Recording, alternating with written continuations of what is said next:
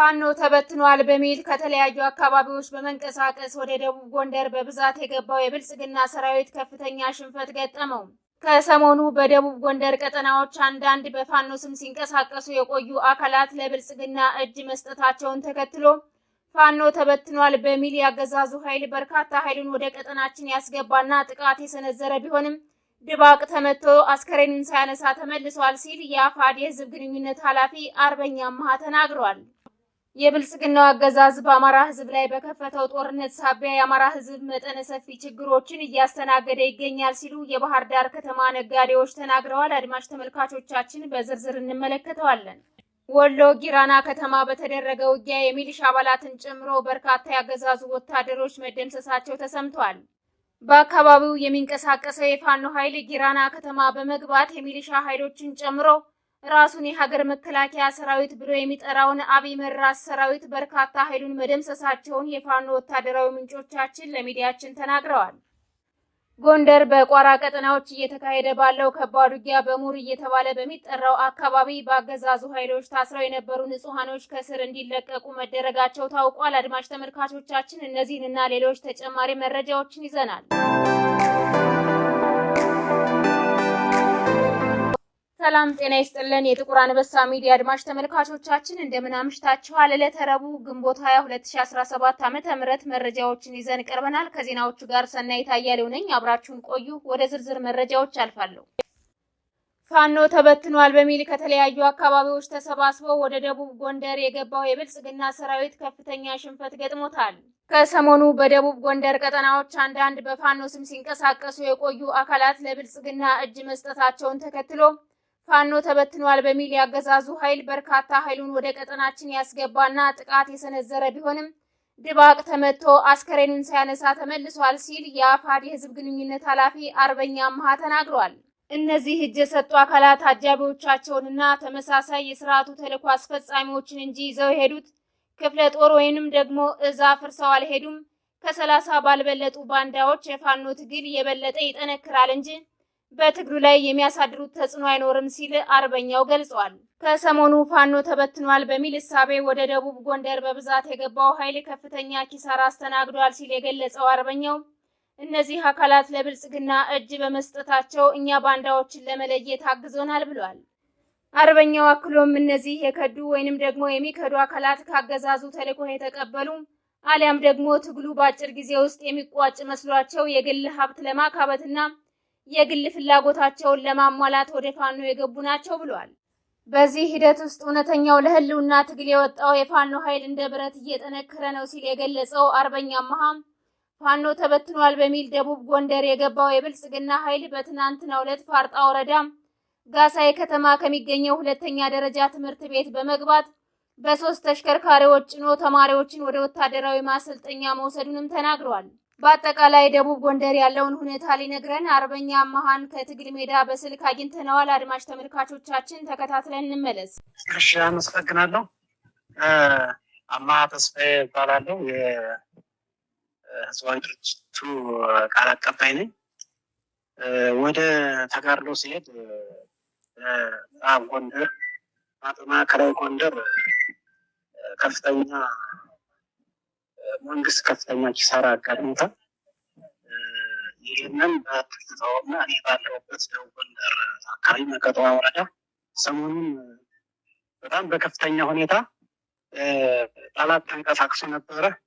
ነገር ግን የተንቀሳቀሰበትን ሁለቱን ሳምንት በሁለት ከተሞች አጃ ፋሲለደስ በሚባል ከተማና አሙሴት በሚባል ትንሽ ከተሞች ጥቃት ለመፈጸም ፈልጎ ነበር። ይህንንም የአፋድ ክፍለ ጦር በሁለቱ ትንሽ ከተሞች ተሳትፎ ነበር። በዚህም አጠቃላይ የአጃ ፋሲለደስ ያለውን ካምፕ በመስበር ትጥቅና ስንቁን የጠላትን ትጥቅና ስንቅ ወስዷል። ጠላትም ከ10 ያልበለጠ ጠላት እዛው ላይ ተደምስሰዋል። እንዲሁም አሙሲት ከተማ ላይም 6 ሞት 2 ቁስለኛ ሆኖ ይህን የስድስቶቹንም ሬሳውን ይዞ ነው መሄድ አልቻለም። በቀደም በነበረው እንትን እና በደቡብ ጎንደር አሁን በነበረው ችግር አንዳንድ ባንዳዎች በፈጠሩት ችግር ገብቷል፣ ፋኖ አልቋል በሚል ሰበብ መከላከያውን ሌላ በመስጠት እንዲንቀሳቀስ አድርገዋል። ግን ይሄ የተንቀሳቀሰው አካል አሁንም እየተመታ ነው የተመለሰ።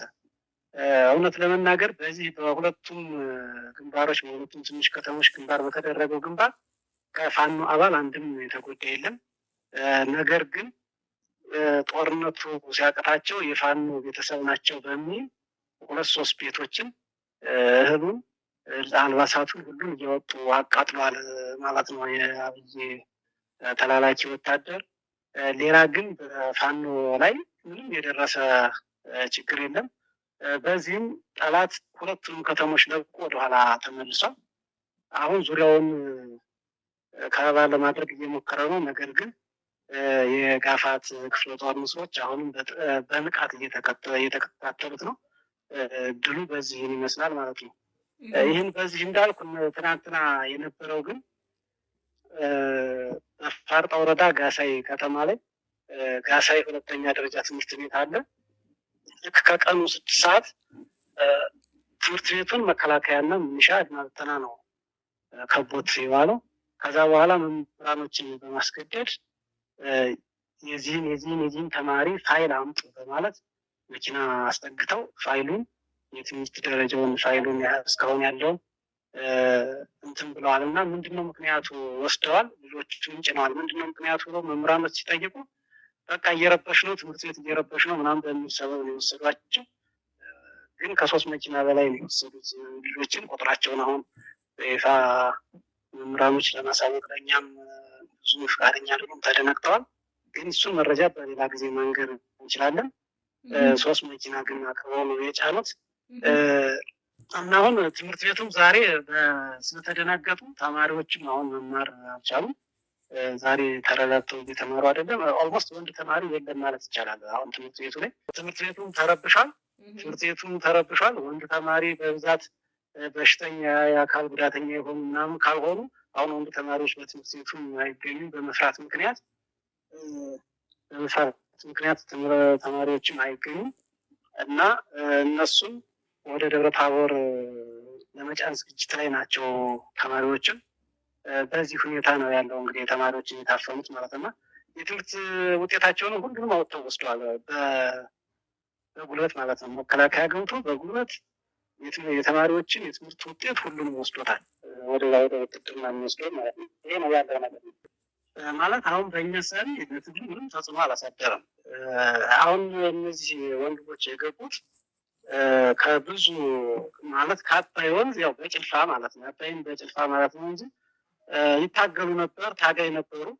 ግን አንዳንድ ጊዜ ሰው መተኮስ ብቻ አይደለም ትግል፣ ስነ ልቦናም ያስፈልጋል። ለምን እንደገቡም ስለማይታወቅ አሁን ወደዛ የገቡበትም ምክንያት አይታወቅም፣ ወደ ፋኖ የገቡበትም ምክንያታቸው አይታወቅም። ምክንያቱም ፋኖ ትግል ላይ ተልኮ ይዞ የገባ ይኖራል። ትግሉ በአጭር ጊዜ ያልቃል ብሎ አስቦ የሆይ ሆይታ እና የሆነች ቦታ ለመያዝ አስቦ የገባ ይኖራል። በትግሉ ምክንያት ደግሞ ሀብት ለማካበት አስቦ የገባ ይኖራል። ለትግሉ ግን ትክክለኛ የአማራ ህልውና ተደፍሯል፣ አማራ ወደ ሞት መጥቷል፣ አማራ ወደ መጥፋት መጥቷል፣ የዘር ማጥፋት ወንጀል ተፈጽሞብኛል ብሎ አምኖ የወጣ ደሞዙን፣ ቤቱን፣ ልጆቹን፣ ቤተሰቡን ጠቅላላ ትቶ የወጣው ግን አሁንም ብረት ነው፣ እውነት ለመናገር ማለት ነው። አሁን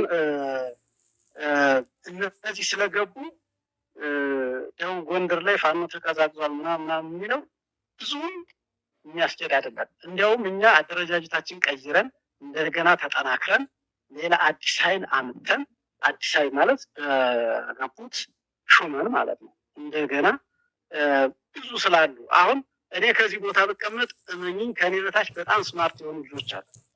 በጣም ማለት ነው። እና ያነ ቦታው ሲለቀቅ ገብተው ከነሱ የተሻለ የሚሰሩ ልጆች ስላሉ በአደረጃጀት ፋኖ አሁን ያለበት ደረጃ እንዲሁም የተሻለና እልህ የተገባበት እኛን ጠንካራ ያደረገ ሁኔታ ነው ያለው። ምክንያቱም እንደዚህ አይነት ትግል ጽናት ያስፈልጋል። የሚከዱ ሰዎች ነገም ይጠበቃሉ። ከነገራችን ላይ ዛሬ ብቻ አይደለም፣ ነገም ይጠበቃሉ። እኛ ባየነውም አሁን በታሪክ የምንሰማው ህዋትም ሲታገል ስንቶች ከርተው እንደገቡ እናውቃለን። ስለዚህ ከእኛም የሚከዳ እንዳለ እናውቃለን። የእኛ አዲስ ሆነ እንጂ ከመንግስት እኮ ጄኔራሎች፣ ኮሎኔሎች ሁሉም ከርተው እኮ ወደኛ ገብተዋል። እነዛ ጄኔራሎች እና ኮሎኔሎች ገብተው አሁን 2-3 ሰዎች በጣም በጣት የሚቆጠሩ እውነት ለመናገር የገቡት ከ40 እና ከ30 በላይ አይሆኑም ሰዎቹ የገቡት። አመራር ቢሆንም የራሳቸውን አጃቢ ነው የገቡ እንጂ አባላት አፍርሰው ወይም አንዱን ክፍለ ጦር አፍርሰው የገቡ አይደለም። ስለዚህ ይሄ እኛን ያጠነክረናል። እንዲያውም ለመንግስት የሚሰሩ ባንዳዎችን ለማጥራት እድል ሰጥቶናል ብዬ ነው የማስበው።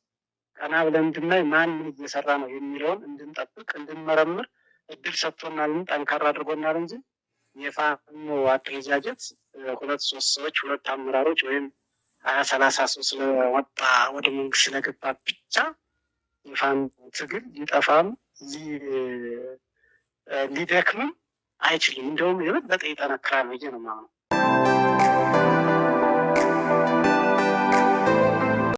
የብልጽግናው አገዛዝ በአማራ ህዝብ ላይ በከፈተው ጦርነት ሳቢያ የአማራ ህዝብ መጠነ ሰፊ ችግሮችን እያስተናገደ ይገኛል ሲሉ የባህር ዳር ከተማ ነዋሪ ነጋዴዎች ተናገሩ። ከትንንሽ ነጋዴዎች እስከ ትልልቅ የድርጅት ባለቤቶች ስራ ቁመን በተቀመጥንበት ያገዛዙ ካድሬዎች በወታደሮቻቸው ታጅበው የስራ ቦታችን ድረስ በመምጣት አሊያም ደግሞ መኖሪያ ቤታችን ሳይቀር በር ገንጥለው በመግባት አቅምን ያላገናዘበ ገንዘብ በተደጋጋሚ እንጠየቃለን፣ የማንከፍል ከሆነ ደግሞ የጽንፈኛው ደጋፊዎች ናችሁ በሚል ድብደባና እንግልት ይፈጸምብናል ሲሉ በምሬት አገዛዙ የሚያደርሰውን ግፍ ገልጸዋል። ከ2 ዓመታት በላይ ባስቆጠረው ጦርነት የንግድ ስራችን በመቀዛቀዙ በተለይም ትልልቅ የድርጅት ባለቤቶች ከትርፉ ይልቅ ኪሳራው ስላመዘነባቸው ሰራተኞቻቸውን በመቀነስ ለህዝብ አገልግሎት ለመስጠት የሞከሩ እየሰራችሁ አይደል በሚል በርካታ ገንዘብ በመጠየቅና ድርጅቶቻቸውን በማሸግ ጭምር ከፍተኛ እንግልት በንግዱ ማህበረሰብ ላይ እያደረሱ እንደሚገኙም ተናግረዋል። በከተማዋ እያንዳንዱ ነጋዴ ለዓመታት ሰርቶ ያጠራቀመውን ገንዘብ ያገዛዙ ታማኝ አገልጋዮች ለፋኖ ሎጂስቲክ አቅራቢ ነህና ሌሎች ሐሰት ወንጀላዎችን በመስጠት እስር ቤት በማስገባት እንዲከፍልና ከስር እንዲለቀቅ ሲያደርጉ ቆይተዋል የሚሉት ነጋዴዎቹ አሁን ላይ በርካቶች ስራቸውን በማቆም ቤት መቀመጥን በመምረጣቸው ለከፋ ችግር ተዳርገዋል ብለዋል። በዚህ ጦርነት ውስጥ በተለይም ተቀጥረው ይሰሩ የነበሩ በዝቅተኛ የኑሮ ደረጃ ላይ የሚገኙ የማህበረሰብ ክፍሎች ከሚኖሩበት ከተማ በመውጣት ወደ ገጠር እየፈለሱ እንደሚገኙ የተገለጸ ሲሆን የድርጅት ባለቤቶች ስራ እንዳይሰሩ በመደረጋቸው እንዲሁም በብልጽግናው አገዛዝ ግልጽ ዝርፊያ እየተፈጸመባቸው በመሆኑ አሁን ላይ አሰሪና ሰራተኞች ችግር ላይ ወድቀዋል ተብሏል። ነጋዴዎቹ እንደገለጹት በአሁኑ ሰዓት በከተማዋ ስራ እየሰሩ ያሉ የካድሪ ዘመድ ያላቸው አሊያም ደግሞ ከስርዓቱ ጋር በቀጥታም ይሁን በተዘዋዋሪ ግንኙነት ያላቸው ነጋዴዎች ብቻ ናቸው ሲሉ ተናግረዋል። በመሆኑም ነጋዴዎቹ በዚህ ጦርነት ውስጥ ሀብት ንብረታቸው ከሚወድምባቸውና በድሮን እንዲሁም በከባድ መሳሪያዎች ከሚጨፈጨፈው የአማራ ህዝብ ትይዩ በንግዱ ማህበረሰብ ላይ ስውር ጦርነት እየተካሄደበት ይገኛል በማለት በአማራ ህዝብ ላይ እየደረሰ ያለውን ግፍና መከራ አስረድተዋል። ወሎ ጊራና ከተማ በተደረገው ውጊያ የሚሊሻ ኃይሎችን ጨምሮ በርካታ ያገዛዙ ወታደሮች ተደምስሰዋል። በአካባቢው የሚንቀሳቀሰው የፋኖ ኃይል ጊራና ከተማ በመግባት የሚሊሻ ኃይሎችን ጨምሮ ራሱን የሀገር መከላከያ ሰራዊት ብሎ የሚጠራውን አብይ መራሽ ሰራዊት በርካታ ኃይሉን መደምሰሳቸውን የፋኖ ወታደራዊ ምንጮቻችን ለሚዲያችን ተናግረዋል። በዛሬው ዕለት ግንቦት 20 2017 ዓ.ም የፋኖ ኃይሎች ወደ ጊራና ከተማ በመግባት አብይ መራሹን ዙፋን ጠባቂ ሰራዊት መሽጎበት ከነበረው ስፍራ በመግባት የእጅ ቦምቦችን ጭምር በመወርወር ሙትና ቁስለኛ በማድረግ በጠላት ሰራዊት ላይ ከፍተኛ ኪሳራ አድርሰዋል። ጎንደር በቋራ ቀጠናዎች እየተካሄደ ባለው ከባድ ውጊያ በሙር እየተባለ በሚጠራው አካባቢ በአገዛዙ ኃይሎች ታስረው የነበሩ ንጹሃኖች ከስር እንዲለቀቁ መደረጋቸው ታውቋል። በዚህ ቀጠና ከሰሞኑ ከባድ ውጊያ እየተካሄደ የሚገኝ ሲሆን ፋኖ ባደረገው ከባድ ተጋድሎ ወረራ የፈጸመውና ጥቃት የሰነዘረው የብልጽግና ኃይል ከፍተኛ ሰብአዊና ወታደራዊ ኪሳራ አስተናግዷል። ካለምንም ምክንያት በአገዛዙ ኃይሎች ታስረው ሲሰቃዩ የቆዩ ንጹሃኖች በርካቶች ፋኖን መቀላቀላቸው የተገለጸ ሲሆን ቀሪዎቹ ደግሞ ቤተሰቦቻቸውን ተቀላቅለዋል ተብሏል። በዚሁ ቀጠና ዛሬም ጠላት በተንቀሳቀሰባቸው አካባቢዎች ሁሉ የደፈጣ ውጊያዎች ቀጥለው ውለዋል። የብልጽግና ሰራዊት በየምሽጉ ተደብቆ ዙ 23 እና ሞርተር እየተኮሰ እንደሚገኝ የተገለጸ ሲሆን ፋኖ በተለያዩ አቅጣጫዎች ደፈጣዎችን በመጣል በሰራዊቱ ላይ ከፍተኛ ኪሳራ ማድረሱን ቀጥሏል ተብሏል። በተያያዘም አዊ ዞን ጃዊ ጃይማ ላይ የተባለ በሚጠራው ቦታ በተፈጸመ የደፈጣ ጥቃት በአገዛዙ ወታደሮች ላይ ጉዳት ደርሷል። ከፈንዲቃ ከተማ ወታደራዊ ቁሳቁሶችን በተሽከርካሪ ጭኖ የተንቀሳቀሰው የብልጽግና ሰራዊት ጃይማ ላይ የተባለ በሚጠራው አካባቢ ሲደርስ በጠበቀው የፋኖ ኃይል ድባቅ ተመቷል። በተመሳሳይ ምዕራብ ጎጃም ኮሶበር በተደረገ የደፈጣ ውጊያ የአድማ ብተና ኃይሎችን ጨምሮ በርካቶች ሙትና ቁስለኛ መሆናቸው ታውቋል። ከቦታ ቦታ እየተንቀሳቀሰ በንጹሃን ላይ ጥቃት እያደረሰ የሚገኘው የብልጽግና ኃይል በፋኖ በሚደረግ የደፈጣ ውጊያ ከፍተኛ ኪሳራዎችን እያስተናገደ እንደሚገኝ የግንባር መረጃዎች ያሳያሉ። በዚህ የደፈጣ ውጊያ ከተደመሰሱት በተጨማሪ በርካቶች ቁስለኛ ተደርገው እንጅባራ ሆስፒታል መግባታቸውም ተጠቁሟል። እንዲሁም ገርጨጭ ከተለያዩ አካባቢዎች በመነሳት ወደ ፋኖ ቀጠናዎች ለመግባትና በፋኖ ላይ ጥቃት ለማድረስ የሞከረው የብልጽግና ሰራዊት ከፍተኛ ጉዳት ደርሶበት ተመልሷል። ፋኖ ላይ ጥቃት ለመሰንዘር የሞከረው የጠላት ኃይል ከመራዊ ከተማና ከሌሎች አካባቢዎች በመነሳት ጥቃት የሰነዘረ ቢሆንም በፋኖ ያጠፋ መልስ ከፍተኛ ጉዳት አስተናግዶ ተመልሷል ተብሏል።